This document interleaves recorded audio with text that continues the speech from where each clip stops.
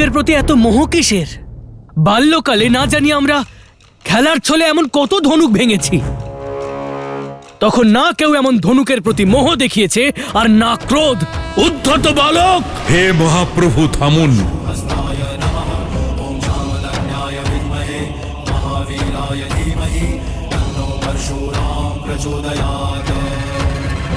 এই দুই দশরথ পুত্র আমার ছত্রছায়ায় আছে।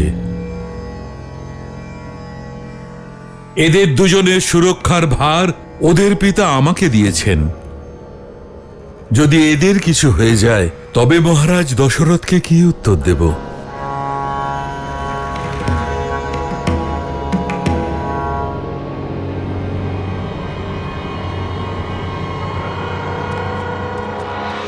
দেখতে পাচ্ছেন এই অহংকারী, এই উদ্ধত বালককে কিরকম মিট মিট করে হাসছে, কিভাবে আমাকে উপহাস করছে।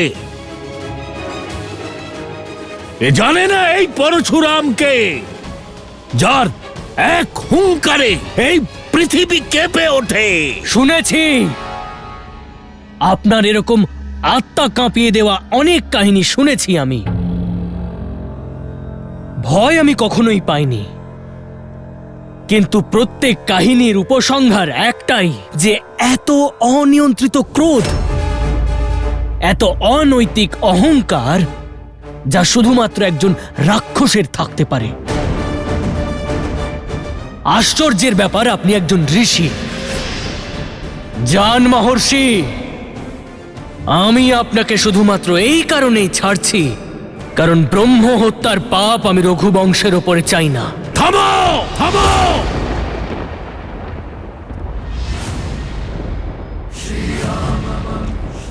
বিশ্বামিত্র, ও আমাকে অপমান করবার সাহস কোথায় পেল? সম্মান পরিস্থিতি আর স্থান দেখে করা হয় মহর্ষি, কিন্তু আপনি আমার বড় দাদার শুভ বিবাহের সময় অশুভ সমাচার হয়ে এসেছেন।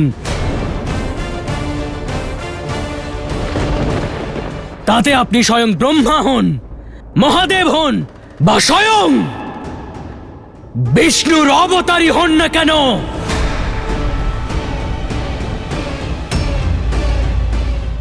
আপনার সম্মুখে এই লক্ষণ দাঁড়িয়ে আছে।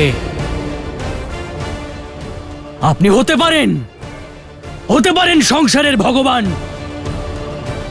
কিন্তু আমার ভগবান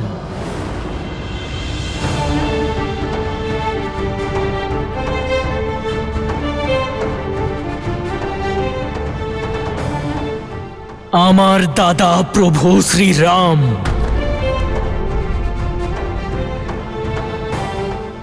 আর যদি আমার সম্মুখে আমার ভগবানের ওপরে কেউ অস্ত্র তোলে, এই লক্ষণ রক্ষা কবচ হয়ে দাঁড়াবেই।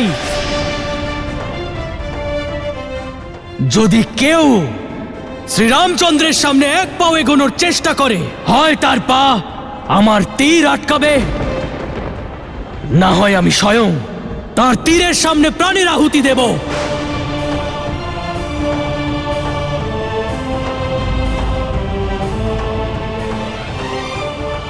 শ্রীরামচন্দ্রের জয়! শ্রীরামচন্দ্রের জয়! শ্রীরামচন্দ্রের জয়! রাম লক্ষণের জয়! রাম লক্ষণের জয়! মৌনা!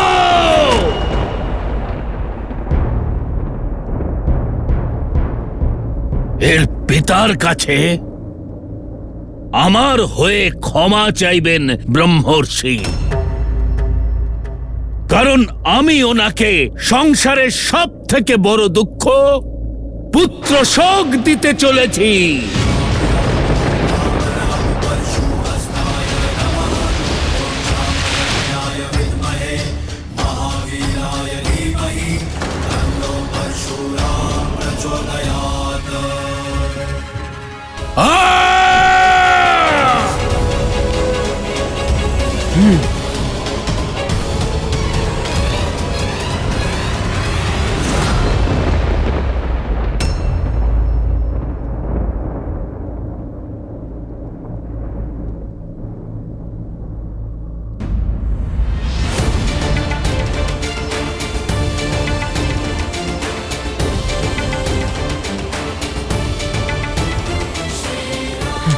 দাদা,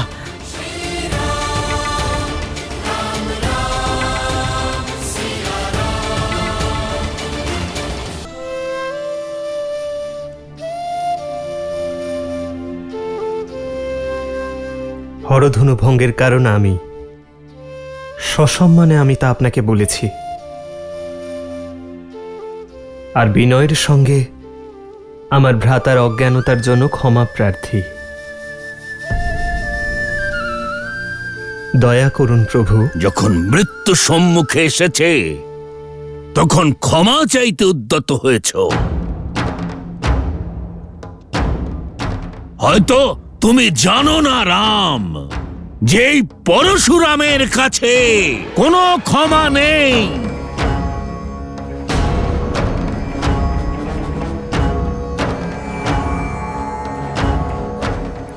আমার মনে আপনার জন্য অনেক সম্মান রয়েছে, আমি আপনার পদধূলির যোগ্যও নই।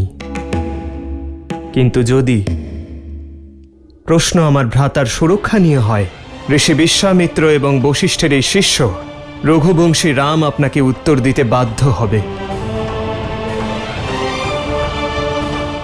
আমি তাই করব যা উচিত প্রভু। অন্তিম শ্বাস পর্যন্ত যুদ্ধ করব। যুদ্ধ? তাও আমার সঙ্গে, এই পরশুরামের সঙ্গে?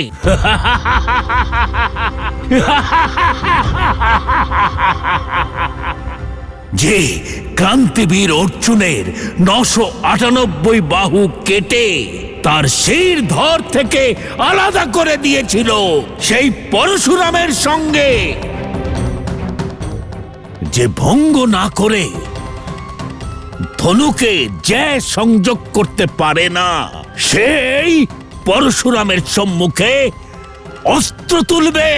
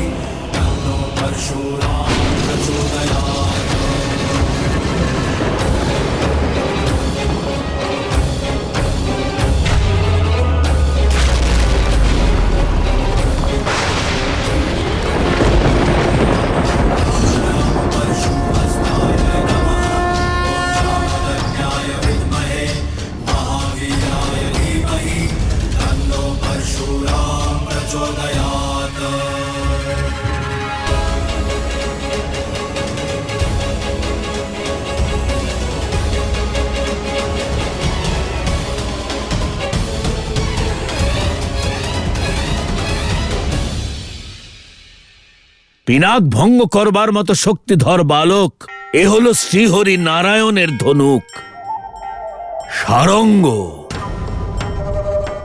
মহাদেবের ধনুক তো তুমি ভুল করে ভঙ্গ করেছ, এখন এটা তুলে দেখাও, আর এতে যে সংযোগ করো।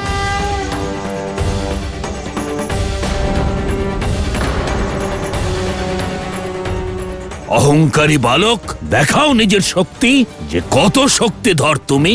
আরে যে সংযোগ করা তো দূরের কথা, তুমি এর ওজন ধারণ করতে পারবে না।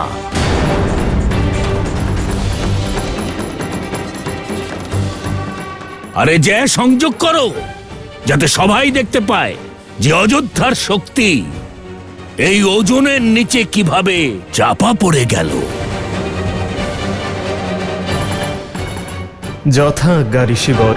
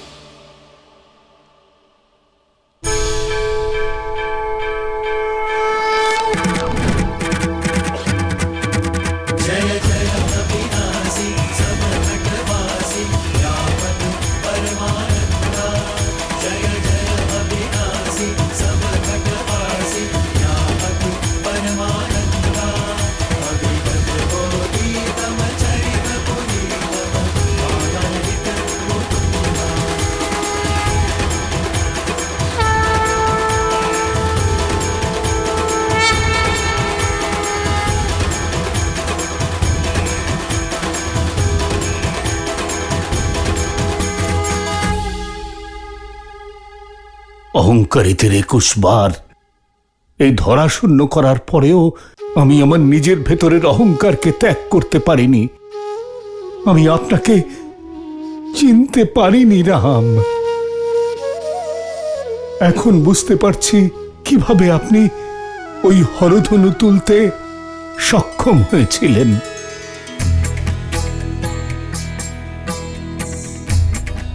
শ্রীরামচন্দ্রের জয়, শ্রীরামচন্দ্রের জয়, শ্রীরামচন্দ্রের জয়, শ্রীরামচন্দ্রের জয়, শ্রীরামচন্দ্রের জয়।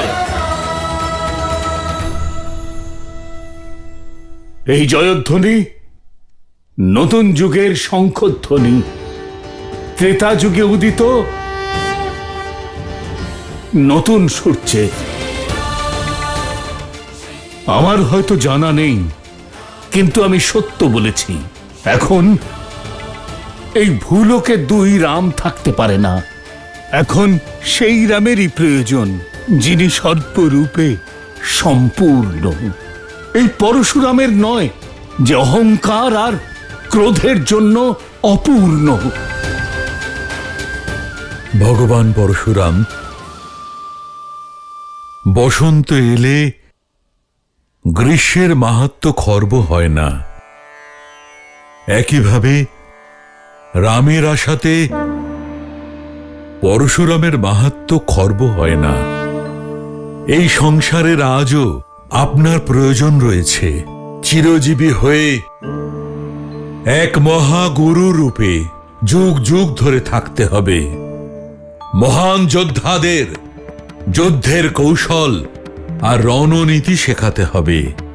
যা কিছু আপনি মহাদেবের থেকে শিখেছেন সেই সব জনমানুষকে দিতে হবে, মানবতাকে দিতে হবে।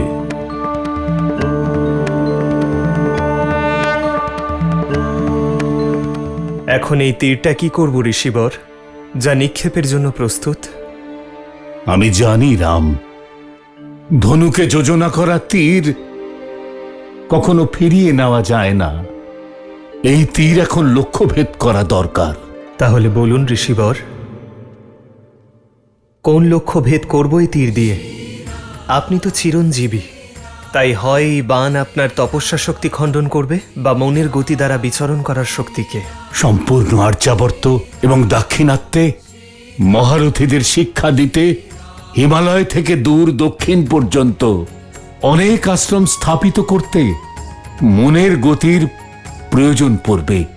সেই জন্য এর উপর কৃপা করুন, আর ওই তপবলের উপর প্রহার করুন, যার কারণে আমার মধ্যে অহংকারের জন্ম হয়েছিল।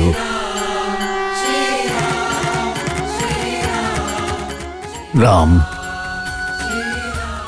এই তীরকে পূর্ব দিকে নিক্ষেপ করুন, যাতে আমি মহেন্দ্র পর্বতে গিয়ে আবার তপস্যা করতে পারি, সমুদ্রে ডুবে যাওয়া ওই ভূমি পুনঃপ্রাপ্ত করতে পারি, যা বামন অবতারের দ্বারা অসুর রাজা মহাবলীকে পাতালে পাঠানোর সময় জলে সমাহিত হয়েছিল।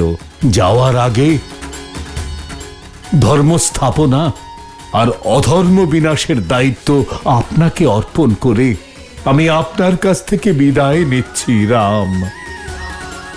আমাকে অনুমতি দিন। যথা আজ্ঞা প্রভু।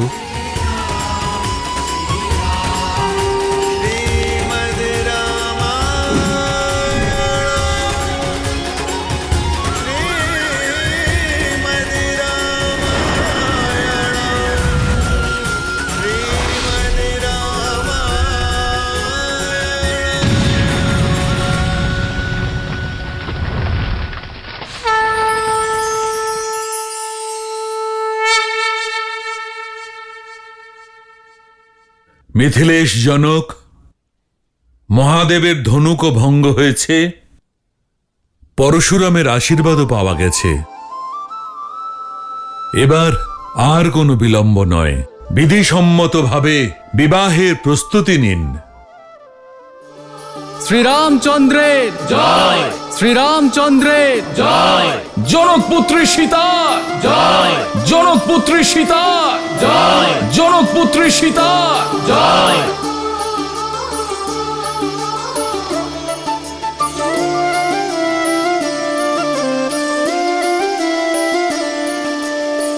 जन्म जन्म का है ये संगम, राम रतन सीता वैभव धन।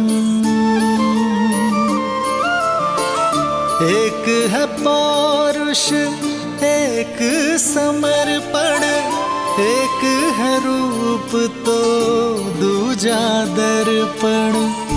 राम है लोचन सीता दृष्टि, राम है बादल सीता वृष्टि।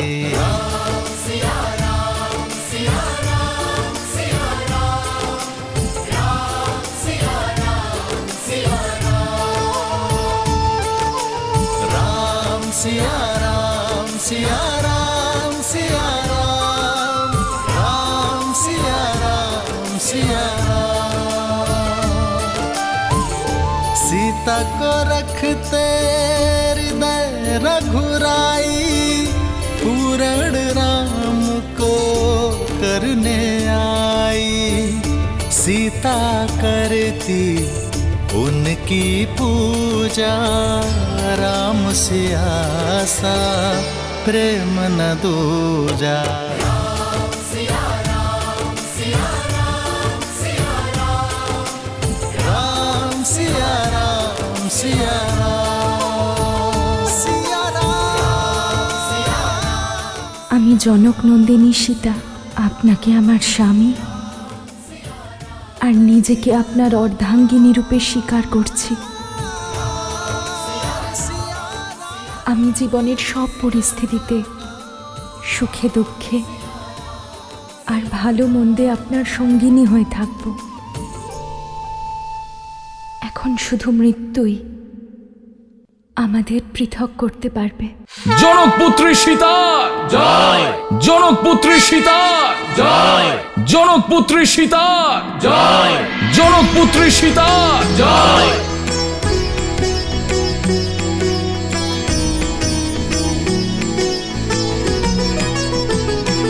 हो सोहती सिए राम के जोरी, छवि सिंगारू मनहूँ एक ठोरी।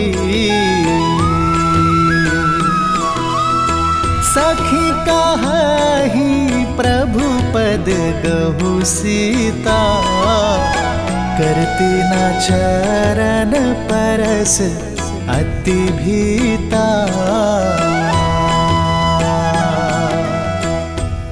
আপনি আমাকে অর্ধাঙ্গ রূপে বেছে নিয়েছেন, অর্থাৎ আমরা একে অপরকে সম্পূর্ণ করব। আজ থেকে আমি আপনি আর আপনি আমি। কেউ ছোট নয় কেউ বড় নয়, না প্রভু না সেবক। প্রতিটি স্থান প্রতিটি মর্যাদায়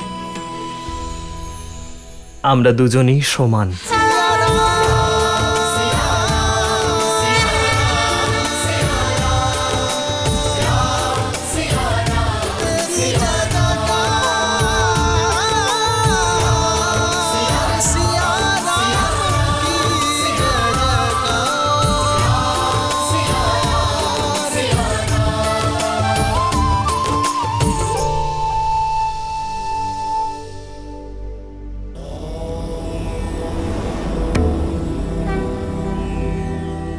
দেবীর মুখমণ্ডল দেখে মনে হচ্ছে যে মনে কোনো শঙ্কা আছে। আশঙ্কা নয়, কৌতূহল মহাদেব। পরশুরাম তো স্বয়ং নারায়ণের অবতার ছিলেন, তাহলে উনি শ্রীরামকে চিনতে পারলেন না কেন? আর উনি ক্রুদ্ধ হলেন কেন? আর একই সময়ে বিষ্ণুর দুই অবতার কি সম্ভব? দেবী, এটা তো উচিত নয়। আমার কাছে আপনি এতগুলো প্রশ্নের উত্তর একসঙ্গে জানতে চাইছেন। আমি এক এক করে উত্তর দিচ্ছি। সত্য তো এটাই যে ভগবান পরশুরাম শ্রী রামচন্দ্রকে দেখে চিনতে পেরেছিলেন যে তিনি নারায়ণের পূর্ণ অবতার। কিন্তু এটা আবশ্যক ছিল যাতে এই সংসারও বুঝতে পারে যে শ্রীরাম কোনো সাধারণ রাজকুমার নন, বরং স্বয়ং নারায়ণ। আর এই কারণেই ভগবান পরশুরাম শ্রীরামের সম্মুখে বিষ্ণুর সারঙ্গধনুকে জ্যা পরানোর শর্ত রেখেছিলেন। আর এটা তিনি এই কারণে করেছিলেন যাতে এই সংসার শ্রীরামচন্দ্রের শক্তি আর তার শ্রেষ্ঠত্বকে স্বীকার করে নেয়। আর দুই ভিন্ন অবতারের কথা বলছেন। লক্ষ্য যদি ভিন্ন হয় তাহলে নারায়ণ একাধিক অবতার ধারণ করতে পারেন। যেখানে একদিকে ভগবান পরশুরাম সত্যযুগে ন্যায় আর ধর্ম স্থাপনের জন্য অবতীর্ণ হয়েছিলেন, সেখানে ত্রেতা যুগে প্রভু শ্রীরাম মর্যাদা স্থাপনের জন্য অবতীর্ণ হয়েছেন। জয় শ্রীরাম। জয় শ্রীরাম। এবার পরবর্তী কাহিনী শোনান মহাদেব। আমি শ্রীরাম আর সীতার বিবাহ দেখতে চাই। দেবী, এতটা আকুলতা ভালো নয়। আপনি নিজের মনকে একটু ধৈর্য ধরতে বলুন। আমরা সীতা আর রামের বিবাহের কথা বলছি। কত ব্যবস্থা করা বাকি, কত কাজ রয়েছে, তাই একটু সময় লাগবে। কিন্তু ততক্ষণ আমি আপনাকে আনন্দ দেওয়ার জন্য এখন এই কাহিনীরই অন্য একটি চরিত্রের গল্প শোনাচ্ছি। কে সে? আমার পরম ভক্ত লঙ্কাপতি রাবণ, যে এখনো না সীতার স্বয়ম্বরে হওয়া অপমান ভুলতে পেরেছে,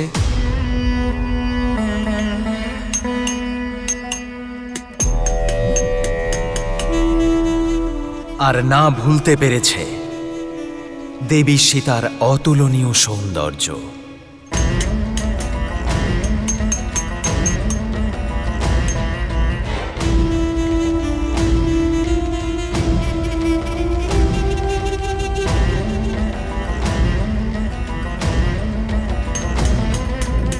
ভ্রাতা, ভ্রাতা, ওই বিদ্যুৎ ঝোবা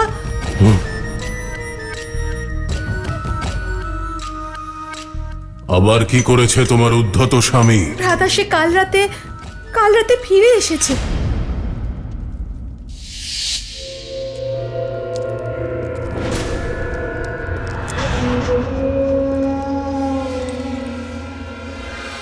তুমি এখানে কি করতে এসেছো? একজন স্বামীর তার স্ত্রীর কাছে, একজন পিতার তার পুত্রের কাছে থাকার কোনো অধিকার নেই। যেভাবে এখানে এসেছো সেভাবেই ফিরে যাও এখান থেকে, না হলে ভ্রাতা তোমার প্রাণ নিয়ে নেবেন। কারণ উনি নিজের অপমান কখনো ভোলেন না। অপমান তো তোমার দাদা আমাকে করেছে। কি এমন চেয়েছিলাম আমি? একটা ছোট্ট রাজ্যই তো। রাজত্ব ভিক্ষা করে পাওয়া যায় না বিদ্যুৎ জোবা, বরং ক্ষমতা আর সাহসের দ্বারা অর্জন করতে হয়, যার কোনোটাই তোমার মধ্যে ছিল না। বর্তমানের কথা বলো শূর্পণখা।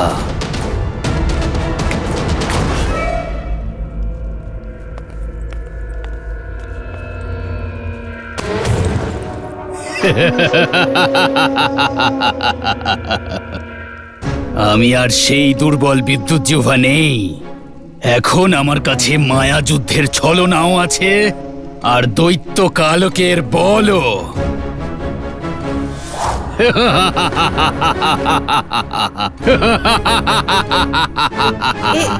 এই কালকেও? হ্যাঁ, কালকে অস্ত্র। আমি রাবণকে ভয় পাইনি শূর্পণখা। আমি তো সুসজ্জিত হচ্ছিলাম যাতে ওর সম্মুখীন হতে পারি। ধরিত্রীর নিচে অনেক গভীরে পাতাল আর রসাতলের মধ্যে একটা নগরী আছে, আকাশগড়। এক মায়াবী নগর, যার সুরক্ষা করছে ভয়ঙ্কর সব দানবেরা। তারা মায়া যুদ্ধে প্রচণ্ড শক্তিশালী, এবং আমি একা নই। রাবণের ভয়ে লুকিয়ে আকাশগড়ে থাকা আমার সম্বন্ধী দৈত্য কালকেও আমার সঙ্গে আছে। কিছুই করতে পারবে না তোমার এই কালকেও, কারণ স্বয়ং কাল আমার মহাশক্তিশালী ভ্রাতার দাস। মহাশক্তিশালী?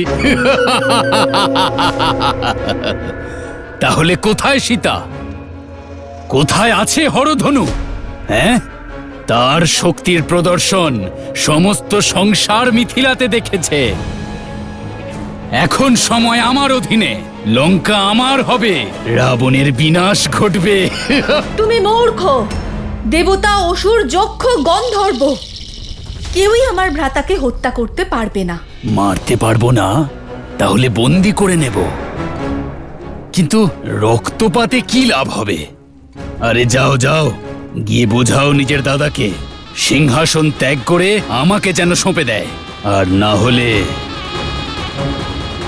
আমার কাছে অন্য উপায়ও আছে। ভ্রাতা, আমি আপনাকে অপমানিত হতে দেখতে পারবো না, আপনার আঘাত সহ্য করতে পারবো না। তাই আপনাকে সাবধান করতে চলে এলাম। ক্ষমা করে দিন বিদ্যুৎ জিহ্বাকে। ও মূর্খ, ও আমার স্বামী। ভ্রাতা, আপনার এই মৌনতা আমাকে ভীত করছে। ও নির্বোধ ভ্রাতা। এতদিনে প্রথমবার ঠিক বলেছে। সত্যিই তো, আমি লঙ্কার সিংহাসনের যোগ্য নই। ডাক ওকে, বল যে রাবণ সিংহাসন ত্যাগ করে বনবাসে যেতে চায়।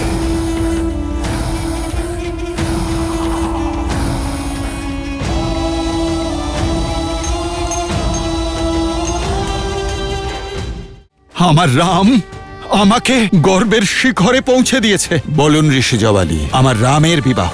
মহারাজ, এত বিলম্ব করছেন কেন? শীঘ্র চলুন মহারাজ, জনক অপেক্ষা করছেন। কইকেয়ী, আমার দেরি হচ্ছে, নিচে নামো।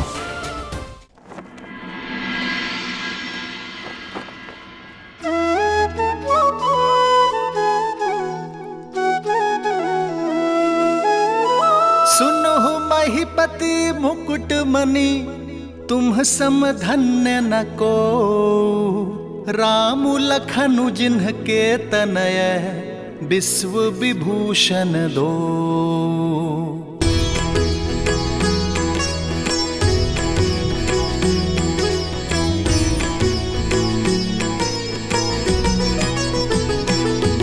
हो पूछन जो गुण तनय तुम्हारे, पुरुष सिंधति हूँ पुर उजियारे।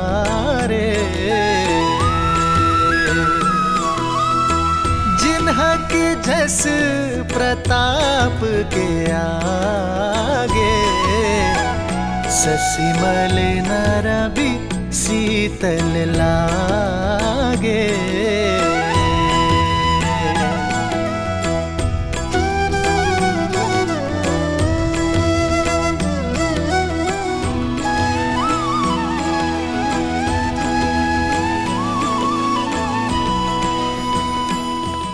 অযোধ্যা রাজের জয় হোক। মহারাজ, মিথিলা থেকে আপনার জন্য সংবাদ এসেছে।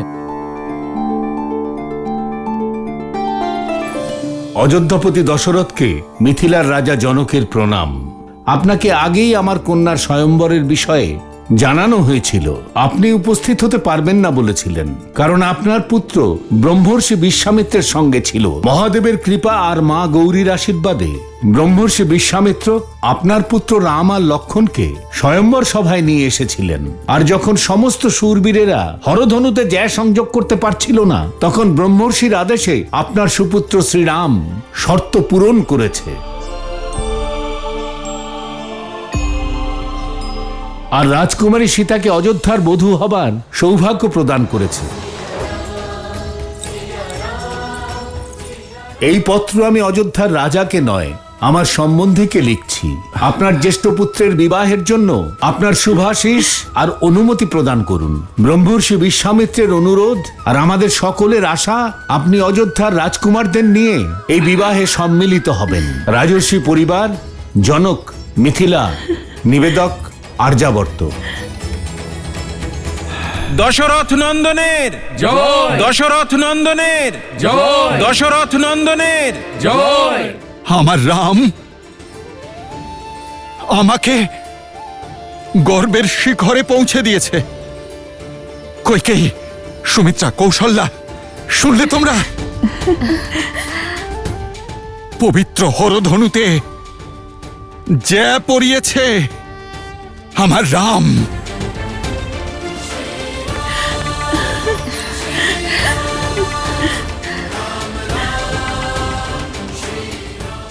আমাদের রাম, এই কার্য সিদ্ধ করার ক্ষমতা শুধুমাত্র আমাদের রামের আছে।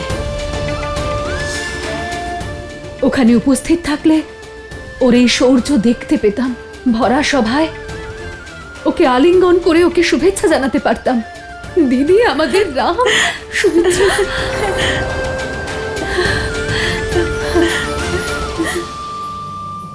বলুন ঋষি জবালি, অযোধ্যার রীতি কি বলে? নিজের পুত্রের বিবাহের জন্য রাজা কি তার রাজ্য ছেড়ে যেতে পারে নাকি পারে না? অতি শীঘ্র মহারাজ, কিন্তু তার আগে সম্মানীয় কয়েকজনের হাতে নতুন সম্বন্ধীকে উপহার পাঠানো দরকার। তাহলে তাদের তো এই মুহূর্তে প্রস্থান করা উচিত। আজ্ঞে। ব্রাহ্মণ আর পুরোহিত বৃন্দকে মিথিলার উদ্দেশ্যে যাত্রা করতে বলুন। রাজা জনককে জানানো হোক যে সমগ্র অযোধ্যা তাদের প্রিয় রামের বিবাহের সাক্ষী হতে মিথিলায় আসছে। আর বিলম্ব করবেন না ঋষি জবালি, আমার রামের বিবাহ বিলম্ব না হয়। আপনার যে আজ্ঞা। মহামন্ত্রী সুমন্ত্র, অযোধ্যার প্রতিটি রথ সুসজ্জিত করুন আর সেগুলি উপহারে ভরে দিন। যথাজ্ঞা মহারাজ। দেবী কৌশল্যা, নবদম্পতিকে স্বাগত জানাতে অযোধ্যা নগরীকে নববধূর মতো সাজিয়ে তুলুন। দেবী সুমিত্রা, ভরত আর শত্রুঘ্নকে সংবাদ পাঠাও যে তারা যেন অতি শীঘ্র মিথিলায় পৌঁছয়। কইকেয়ী, এখন উৎসবের সময়, সমস্ত আয়োজন দেখো, কোনো ত্রুটি যেন না থাকে। আমি গুরু বশিষ্ঠের কাছে যাচ্ছি। এই বিবাহ উনিই সম্পন্ন করবেন। আচ্ছা মহারাজ, আমার রামের বিবাহ, আমার রামের। কোনো রীতি বা নীতি আজ আমাকে রামের বিবাহে যাওয়া থেকে আটকাতে পারবে না মহারাজ। কৌশল্যা আর সুমিত্রাও রামের মা, কিন্তু তারাও তো যাচ্ছেন না। মহারাজ দশরথের হৃদয়ে কেবল ওনার জ্যেষ্ঠ পুত্রেরই স্থান, আর সে হলো রাম। আমার রামের বিবাহ হতে চলেছে। আমার জীবনের সব থেকে শুভ সংবাদ এটা। মন্থরা, আমার চূড়ামণি কই? এত বছর ধরে নববধূর জন্য যত্ন করে রেখেছিলাম। বিবাহ তো রামের হচ্ছে কইকেয়ী। তুমি এমন প্রসন্ন হচ্ছ যেন গৃহে ভরতের বধূ আসছে। তোমাকে দেখে মনে হচ্ছে যে রাম তোমার বংশকে এগিয়ে নিয়ে যাবে। যদি তোমায় মা বলে না ডাকতাম, তাহলে এখনই এই মুহূর্তে তোমার জিহ্বা ছিঁড়ে ফেলতাম। সেই জীব যা সর্বদা শুভ মুহূর্তে অশুভ কথা বলে। একটা কথা কান খুলে শুনে রাখো মন্থরা, বিবাহ আমার পুত্র রামের, আমার রামের। বুঝেছ তুমি? জিহ্বা কেন, গর্দান নিয়ে নাও আমার। এতে সত্য তো বদলাবে না, তবে তুমি যখন ধাক্কা খাবে তখন বুঝবে। যখন রামের জন্মদাত্রী মা কৌশল্যা স্বয়ং এই বিবাহে যাচ্ছেন না, তখন সমস্ত রীতি ভেঙে মহারাজ দশরথ তোমাকে ওখানে কেন নিয়ে যাবে? রঘুবংশের স্ত্রীদের যুদ্ধক্ষেত্রে যাওয়ারও রীতি নেই, কিন্তু তাও আমায় নিয়ে গিয়েছিলেন, কারণ উনি আমাকে ভালোবাসেন। ওনার সব থেকে প্রিয় স্ত্রী আমি, রামের সব থেকে প্রিয় মা। আর তারপর ওখানে গেলে তো আমার ভরতের সঙ্গেও দেখা হবে। কথা বলে আর সময় নষ্ট করো না, তাড়াতাড়ি আমার চূড়ামণি খোঁজো। আমি আজ আরো একবার মহারাজকে অবাক করে দিতে চাই। আপনি সঠিক বলেছিলেন গুরুদেব। অভিশাপের ভয়ে সন্তানের ভবিষ্যতের পথে বাধা হচ্ছিলাম আমি। দেখুন না, আমার রাম এই পৃথিবীর সর্বশ্রেষ্ঠ কন্যার স্বামী নির্বাচিত হয়েছে। যদি সেদিন আমি তাকে ব্রহ্মর্ষি বিশ্বামিত্রের সঙ্গে যেতে না দিতাম, তাহলে রাম হরধনু ভঙ্গ করে আমার আর এই অযোধ্যার গৌরব কি করে বাড়াতো? আপনাকে অনেক ধন্যবাদ গুরুদেব। ধন্যবাদ জানান মহাদেবকে, যিনি রাম আর অযোধ্যার পাশাপাশি আমাদের এই সম্মান দিয়েছেন। যে ভুল করার থেকে বেঁচে গিয়েছেন, সেই ভুল নিয়ে আলোচনা করে কোনো লাভ নেই মহারাজ। আসুন আমরা রামের শুভ বিবাহের প্রস্তুতি আরম্ভ করি।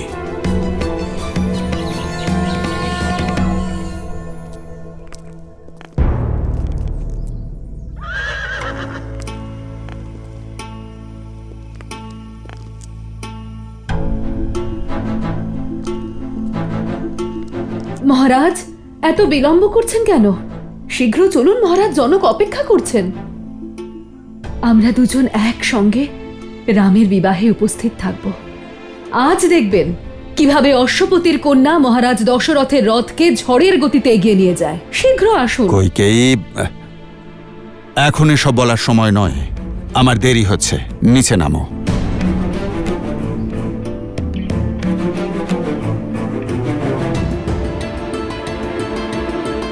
কোনো রীতি বা নীতি আজ আমাকে রামের বিবাহে যাওয়া থেকে আটকাতে পারবে না মহারাজ। কৌশল্যা আর সুমিত্রাও রামের মা, কিন্তু তারাও তো যাচ্ছেন না। মহারাজ দশরথের হৃদয়ে কেবল ওনার জ্যেষ্ঠ পুত্রেরই স্থান, আর সে হলো রাম। তাই তাহলে এবার মহারাজ রীতিনীতির দোহাই দিয়ে আমাকে আটকানোর প্রয়াস করছেন? কোনো রীতি বা নীতি আজ আমাকে রামের বিবাহে যাওয়া থেকে আটকাতে পারবে না মহারাজ। কৌশল্যা আর সুমিত্রাও রামের মা, কিন্তু তারাও তো যাচ্ছেন না। আর তাছাড়া পরিস্থিতিও অনুকূল নয়।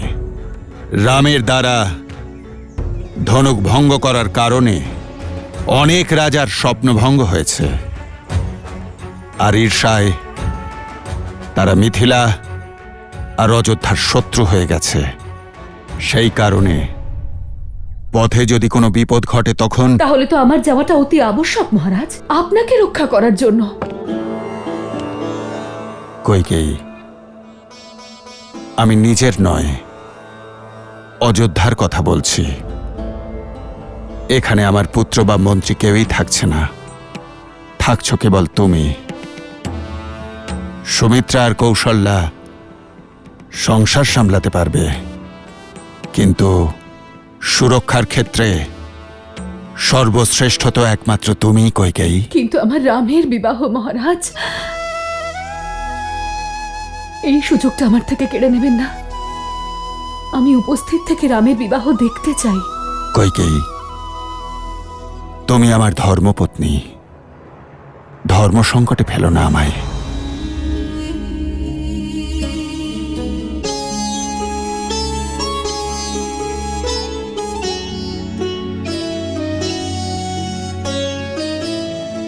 কিন্তু আমি তোমাকে এরকম ব্যথিত দেখতে চাই না। যদি তোমার ইচ্ছা এত প্রবল হয়, তবে তুমি মিথিলায় যাও। আমি অযোধ্যায় থেকে অযোধ্যাকে সুরক্ষিত করছি। মহারাজ, এতটাও স্বার্থপর নয় আপনার কইকেয়ী। জানি রামের মধ্যে আপনার প্রাণ লুকিয়ে আছে। ওর বিবাহ দেখা আপনার সব থেকে বড় স্বপ্ন। এই স্বপ্ন আমি কি করে কেড়ে নেব আপনার থেকে? এমনিতেও আমার মন আপনার থেকে একটু বেশি কঠোর, এই কষ্ট সহ্য করে নেবে। আপনি যান মহারাজ, আপনার পুত্রের বিবাহের আনন্দ নিন। অযোধ্যা রক্ষা করার জন্য আপনার কইকেয়ী আছে।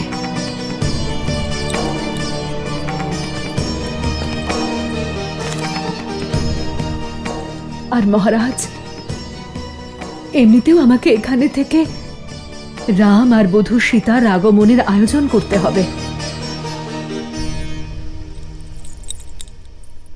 এমন করে সাজাবো অযোধ্যাকে যে ইন্দ্রলোকের আতিশয্য আর বৈকুণ্ঠের শোভাও হার মানবে। প্রিয় কইকেয়ী, তোমায় কথা দিচ্ছি, পরের বার আর কোনো বাধা থাকবে না। আমাদের পুত্র ভরতের বিবাহে তার মাতা অবশ্যই উপস্থিত থাকবেন, আর তিনি নিজের হাতে সবকিছু করবেন। আপনি রাম আর সীতাকে আমার ভালোবাসা জানাবেন। আপনি আসুন মহারাজ, বিদায়।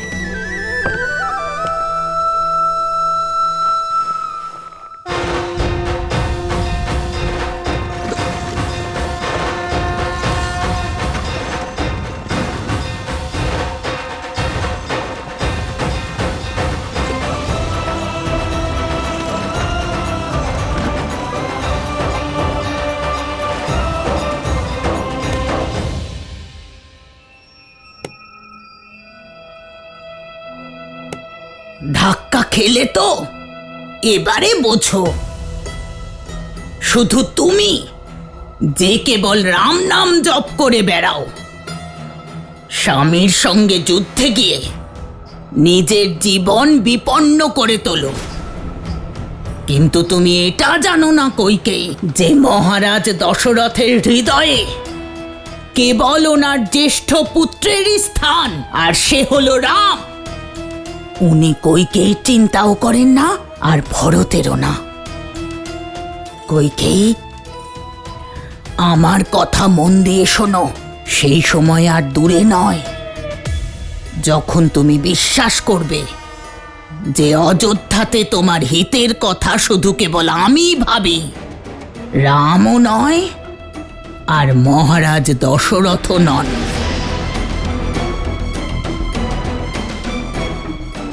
তোমাকে তো মৌন থাকতে বলেছিলাম, মৌন থাকো। সমস্ত সভাসদদের রাজসভায় উপস্থিত থাকতে আদেশ দিচ্ছি। ওদের স্বাগত জানানোর আয়োজন করতে হবে। অযোধ্যার ভবিষ্যৎ আমার রাম ফিরে আসছে।